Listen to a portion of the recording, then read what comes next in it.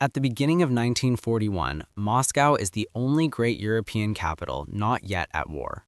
Paris, Brussels, and Warsaw are occupied, London under bombardment, Berlin mobilized, but in Moscow, spring comes in peacefully.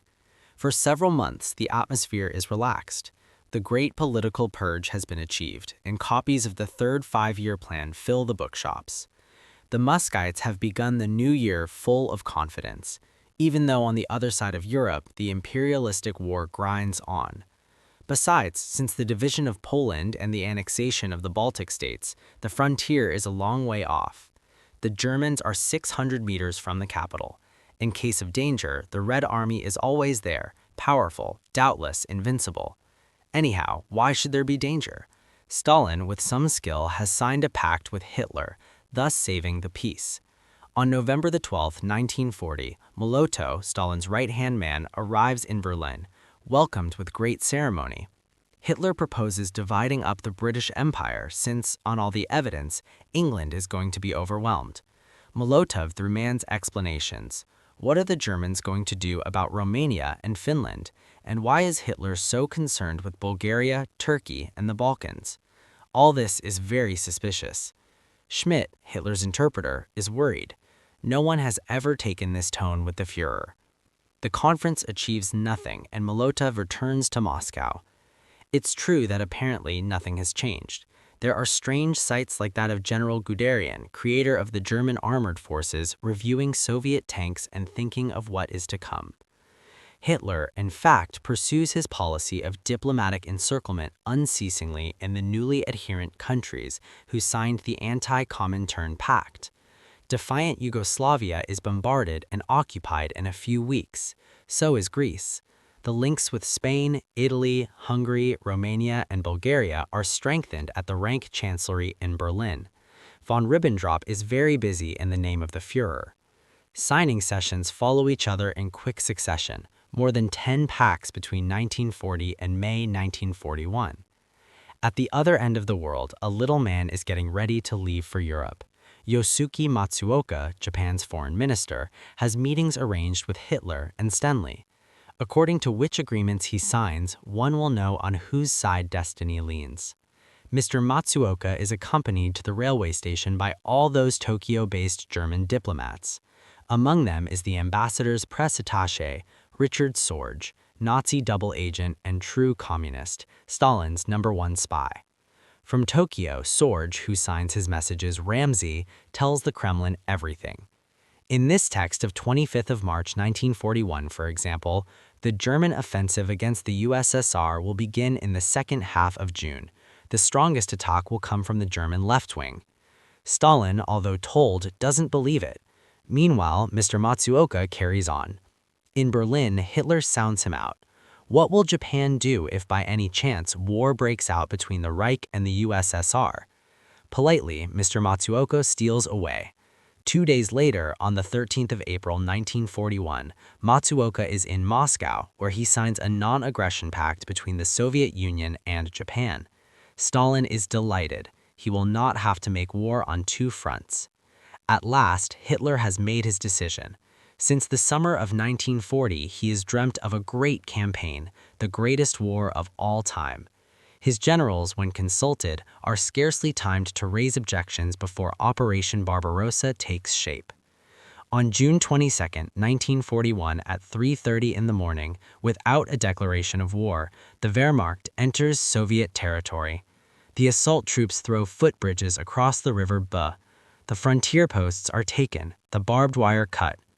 At daybreak on June 22, German Stukas bombard the 66 Soviet airfields continuously. The old rat fighters of the Soviet Air Force try in vain to oppose the Luftwaffe, but they're hopelessly outclassed by the Messerschmitts. By midday on June 22, 1,200 Russian planes have been destroyed, 800 of them on the ground. The Luftwaffe has made certain of air supremacy for several months at least. The Great Plain. From Cape North in the Arctic to the Black Sea in the south, 153 German divisions move off to the east towards Moscow. In front of the Panzers, the Great Plain opens out. thousands of miles of forest, prairie, and small villages swept by the wind of the Russian steppes. The Soviet army is taken completely by surprise. The frontier troops are alerted only 2 hours before the attack and haven't time to organize themselves. No proper plans have been made in case of invasion. At some points, the Germans meet no resistance at all. At others, resistance is bitter, but to no avail. Heat. During the first 24 hours, the German advance guard covers 40 to 60 miles, but the old fortresses of Brest-Litovsk on the River Buh is going to give the Wehrmacht a foretaste of what the Russian campaign would eventually become. Several hundred Russian soldiers are trapped together with some civilians under the command of a captain and a political commissar. It takes more than a month for 4 German divisions to subdue them. The garrison finally succumbs, but not without leaving a message. We are dying, but not surrendering. Goodbye, my country. In Moscow, it's general mobilization for 15 million Russians. Those on home leave, surprised by the German attack, hastily rejoin their regiments. All the existing units the Soviet command can find are sent promptly to the front with the order to counterattack because the Soviet military doctrine only admits the offensive. But this is not the only drawback they have to face. Obsolete tanks and badly camouflaged columns move up towards the front, but their limited experience of modern warfare is no match for the German techniques. Scorched earth policy. Retreat is inevitable, and little by little, White Russia has to be abandoned to the invader. Stalin intervenes on July 3rd and gives the order for a scorched earth policy, a terrible admission. Comrades, citizens, brothers, and sisters, I speak to you, my friends. Never had one heard such words from the mouth of the feared Georgian who proclaims, the enemy must not find a single machine, a single wagon, a piece of bread, or a can of petrol. Shepherds must remove all their flocks. This sort of frenzy of burning, as from the tragic past, seizes the people. As against the invasion of Teutonic horsemen and against Napoleon, they set fire to their own homes. The earth is scorched. Heat. Advancing towards Minsk, 3,500 German tanks and long gray columns are set loose in the plain. Behind the panzers march the infantry, drunk with singing and sun. In these immense open spaces, the war is infrequent, but there are battles for roads and villages with a crash of artillery and the grinding of tank tracks. Great encircling movements are developed by the Germans which succeed in wiping out entire Russian armies. Few succeed in getting out of the trap, but some are lucky. These Russian tanks and trucks manage to escape by running the gauntlet of the German infantry and anti-tank units. Others, not so fortunate, swell the ranks of the prisoners who will soon be suffering the fate of Nazi policy. An order of Hitler's stipulates that communists and political commissars be executed in the field. This order is often ignored by the army at the front, but the SS in the rear areas take it upon themselves to apply it. In this manner, hundreds of thousands of Russian prisoners die, executed or starved to death, among them Stalin's son-in-law. Minsk. The German armored troops, after a 120-mile breakthrough, entered devastated Minsk, the first big town on the road to Moscow. At the beginning of July, the cavalry crosses the Barbarossa. The advance proceeds, marked by brief and violent fighting. The taking of Vitebsk is announced by German military fanfares. The panzers are now driving towards Smolensk, or Russian fortunes are about to change. Outside Smolensk, where Russians produce some secret weapons, the terrifying Stalin organ that the Russian soldiers call Katyusha after their favorite song, 36 rockets launched from a trunk. The T-34 tanks are also seen for the first time. More heavily armored and faster than German panzers, the T-34 is probably the best tank of the Second World War. But numerically, the Germans still hold the advantage. The fight for Smolensk is going to last 3 weeks. The town has to be taken by hand-to-hand fighting. In spite of the efforts of the German propagandists, the Russian soldiers resist to the end. Communiques are always triumphant, but German Supreme Headquarters knows news that the Wehrmacht has already lost 100,000 dead and 300,000 wounded are missing. That's more than 10% of the total force sent out on June 22nd. The equipment is worn out, but less so than the troops. Operation Barbarossa begins to slow down. The Russian campaign. Hitler feels that something, somewhere, is getting out of hand. In his personal junkers, he flies to Minsk to look over the ruins. It is at this moment that Hitler feels he has a better understanding of military necessities than his general staff, and he decides to take matters into his own hands. The conduct of the Russian campaign will never be the same again. The troops acclaim him, but the generals are apprehensive of this meeting. A troubled conference is held in front of the map. The generals feel that the only thing to do is to swoop down on Moscow, which is only 210 miles away. But Hitler sees Moscow as only a symbol. The objective must be changed. What counts is the Ukraine, with its reserves of wheat, Ukraine which will feed the Reich. In the middle of August 1941, he alters course, turns the armed columns away from Moscow and moves them southward despite the protests of the general staff. But it's above all the partisan movement that expresses the will to resist the German invasion. Many soldiers who escaped capture in the pockets of Minsk and Smolensk take up with the underground movement in the impenetrable forests of White Russia. For the Germans, the danger is deadly. It weighs on their lines of communications and still more on their morale. In the forests, death can come at them from all sides. To liquidate the underground, special detachments under the SS are set up and immediately distinguish themselves by their ruthless brutality. The Russian campaign takes on overtones of hatred. Heat. There are innumerable volunteers. Sometimes they're very young people, often mature men. The war has become the business of all the Russian people. Men and women flood in to serve in any way they can.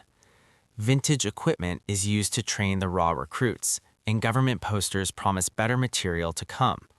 But the most extraordinary effort is in industry.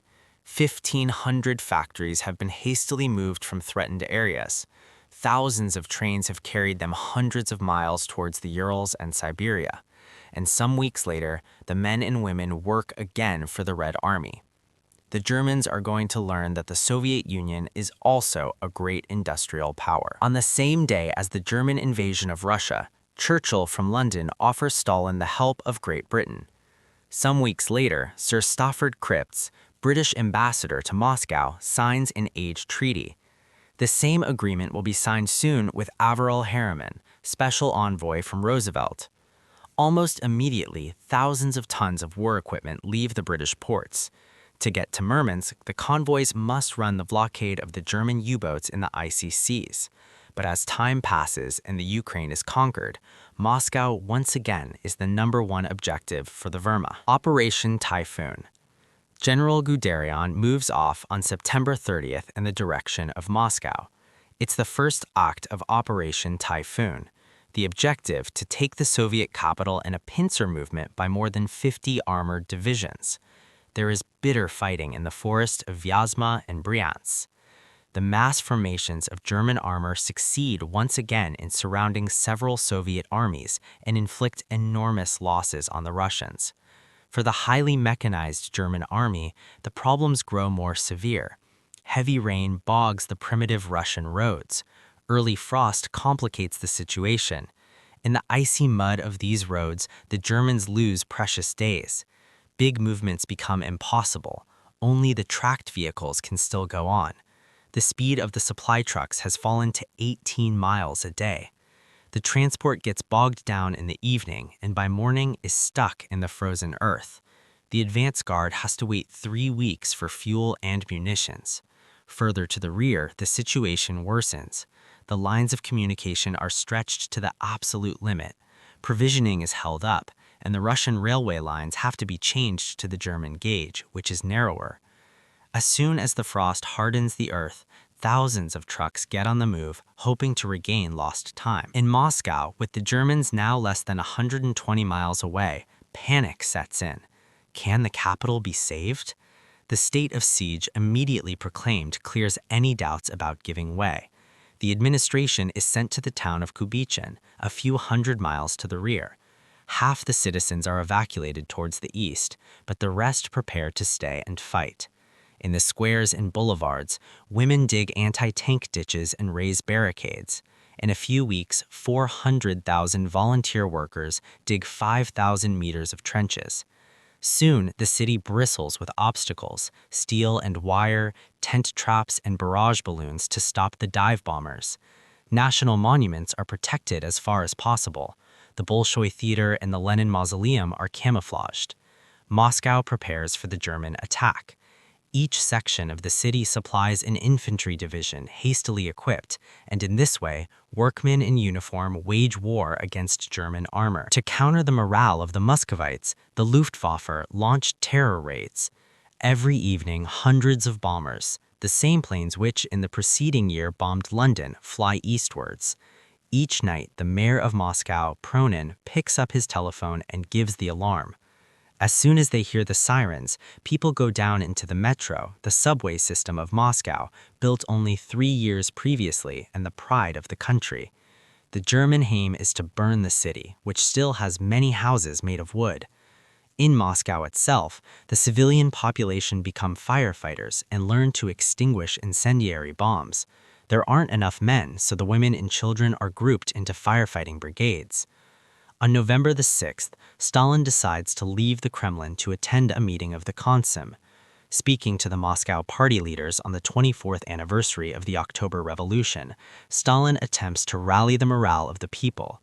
Russian defeats were due to the fact that no second front existed to take the pressure off the Russian armies, but in spite of this, the Germans had failed to reach the Urals in the summer campaign. The next day, November 7th, the traditional parade takes place in Red Square, under cover of the heavy snow clouds, and Stalin makes another speech there. Stalin, who had weakened the Red Army by the ruthless purges of the 1930s, realizes that only the loyalty and devotion of the army can save Russia. He gives extravagant praise to the armed forces. Although the Russian commanders cannot spare troops for the annual review, Stalin insists that a show of strength must be made, and in the end, his will prevails. The Red Army, whom Stalin calls upon to save sacred Russia, has changed a lot in 6 months. The soldiers who file past today under the first snow of the year are trained and newly equipped. The battalions of workers take their turn in Red Square. But with the parade hardly over, the troops who came to march past are sent up to the front, which is only 60 miles away, for already the indications are that the capital is surrounded. Any hopes of saving Moscow rest with the tanks manned by young people. In one case, a family of brothers who get an emotional send-off from their father. On the roads leading into Moscow, from Leningrad and from Verikholansk, hastily constructed obstructions are put up. The cold, the German tanks advance in spite of sustained losses, in spite of the increasing cold, and in spite of the hardening resistance. They pass Borodino, not seen of Napoleon's great victory, past the dead defenders. In the north, the advance guard reaches the Volga, then the Moscow Canal, in which enormous ice floes are drifting. The objective is only 30 miles away. In the south, Guderian has gone beyond the meridian of Moscow. The pincer movement is nearly closed. Suddenly, a great cold descends on the battlefield. Winter has come to the unexpected rescue of the Russians. The German forces are totally unprepared for such intense cold. The German army is shaken and frozen by the conditions. Hitler's plan had gambled on speed, and now it had become impossible. The battle develops into a fight with the elements for the poorly equipped German soldiers. They have no proper winter clothing for a campaign that should already have been completed. The icy winds prove to be more effective than any Russian weapons. The mechanized forces of the Wehrmacht discover that even the lubricating oil of their tanks and trucks is not suitable for such freezing conditions, and so they lose their technical superiority. The paralyzing cold affects the men as well as the material, and the German soldiers had to expend most of their energy in just keeping warm.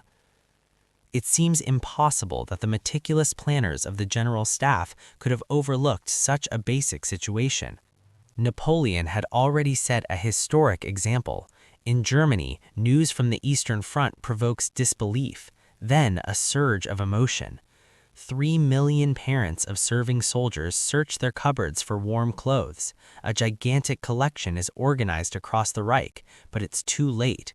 The trains, held up by the ice and interrupted by the partisans, take 2 months to reach the Russian front. Meanwhile, Hitler is shown a number of inventions that could hardly influence the course of the war. Nazi arrogance still ignores reality, and the German authorities issue a list of the billets that will be taken over in Moscow by the conquering Wehrmacht. The list includes all official buildings, hotels and boarding houses, and the barracks of the Soviet militia. The final German effort in the first days of December 1941 take them to within 25 miles of the Kremlin. They reached Krasnaya Palama, a suburban bus stop on the outskirts of the Russian capital. They will go no further. The bitter resistance of the defense and the huge sacrifices of the Russian army, together with the numbing cold, proved too much for panzers and the German grenadiers.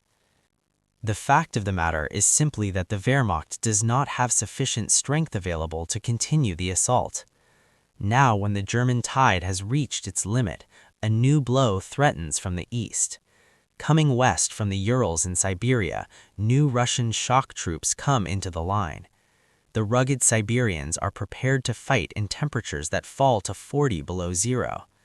It's a new Red Army, which comes from the forests and factories of the eastern plains. Equipped to fight in the conditions of the Russian winter, new commanders lead the troops, and their names will soon become known throughout Russia. General Baylof-Devato, the Kulsk General Rogowski, master tactician, the future Marshal Kenev. The counteroffensive is launched on December 5, 1941. It's Kenev who attacks first on the Kalin front, just north of Moscow. Grenade, grenade, grenade, grenade. Heat, heat. The Russians, too, had taken a gamble. Under the inspired leadership of Marshal Zhukov, they had been planning this counterstroke for several months. It took iron nerves and ruthless determination to build up the new forces without sending them in small batches to reinforce the hard-pressed defenders of the capital. When the situation seemed blackest for the defense and it seemed the Germans must break through, Zhukov pinned all the Russian hopes on the counterstroke. Now, across the frozen fields of White Russia, the fresh troops rolled over the exhausted Germans. The timing was perfect. More important, the Russians were equipped with tanks and skis that could handle the difficult conditions and carry them swiftly across the terrain. Mobility was now a Russian advantage the Germans could not equal. The towns of Dimitrov and Klin are the first to be liberated from the German grip. The Russian steamroller will spread out over the retreating Germans. The Russian Air Force retakes possession of the winter sky. It flies low in support of the advancing tanks and infantry. Hello.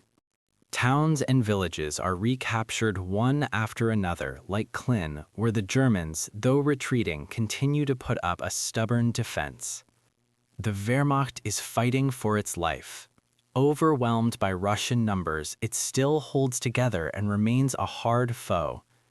Training and discipline are still the strongest remaining factors in their favor. But it's little comfort to the German soldier that he can retreat in good order. Russian tanks and firebombs continually increase the pressure, and the enemy withdrawal is now a flight from annihilation. The retreat. Hundreds, soon thousands of Germans are captured, overwhelmed by winter and defeat. The retreat is marked by the graveyards of tanks and trucks littering the road back from Moscow. All along the front, the roads to the west are attacked from the air as the Wehrmacht pours back to avoid destruction.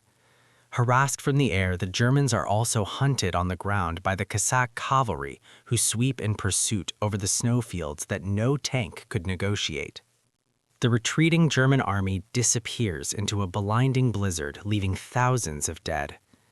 A furious Hitler rages against his generals and dismisses Guderian and dozens of senior officers. Moscow is saved at the cost of heavy aftermath. After the battle, the dead are buried. Among them is General Dovato, killed at the head of his Cossack cavalry. The frozen earth of Russia is broken to receive his body while his men fire a last salute. Moscow is safe. But over the white countryside, the bodies of civilians lie scattered in death. The Gestapo squads who follow the retreating soldiers assassinate prisoners and all those connected with the partisans at Vorolamsk. All the resistance fighters have been hanged. Moscow is safe, but Russia's inheritance is ravaged. Tchaikovsky's house is destroyed. Chekhov's house is burnt down. Tolstoy's house has been pillaged. Close to the tomb of Tolstoy, the Germans have buried their dead in a military cemetery. When the Russian troops return, their hatred of the enemy reaches even to the graves. The Russian army has pushed the Wehrmacht more than 60 miles back from Moscow. History repeats itself as the troops pass the old monument at Borodino, where General Kutuzov had forced Napoleon's retreat some 130 years earlier.